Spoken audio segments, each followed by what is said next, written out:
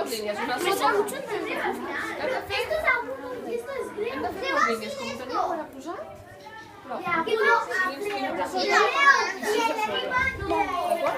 Sota, comencem per l'esquerra. El contrabaix on te'l posem?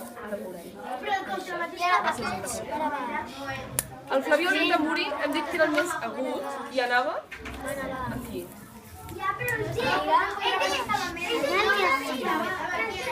És el tip. A la fila de sota hi ha instruments de vent fusta. Sí. La trompeta és més... Sona més... I hem de començar a l'esquerra pels més aguts. Per tant, a la fila del darrere, com ho col·locarem? Vull posar-ho pel meu ordre. Ja està. Molt bé. Però és que el contrabaix... Sí, va allà. Però si no està matant... No, però jo només he dit que a la fila de sota hi ha els de vent fusta. Al darrere i els altres. Sona més greu. Ja estan col·locats així.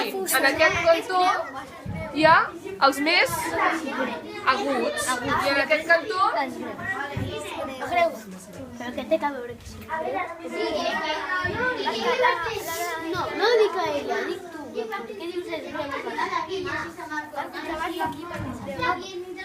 Doncs com una orquestra, els més aguts van per endavant perquè sona més fluix. Els més grans, com sona més fort, van més endarrere. Molt bé.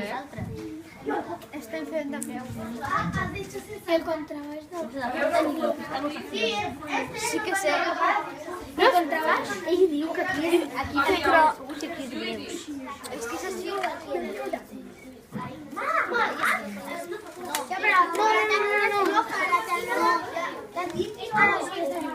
Ya está. No, fiscón al revés. Ya habéis oído que antes el fiscó era el segundo más grande de todos. Ya está. A veure, nois, però quan hem fet el joc d'aguts i greus, quin era més greu? El fiscorn o el trombó? Fiscó.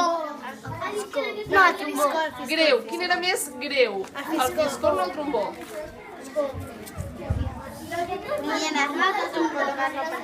I ara com estan col·locats? En aquesta banda hi ha els més aguts i en aquella banda d'allà...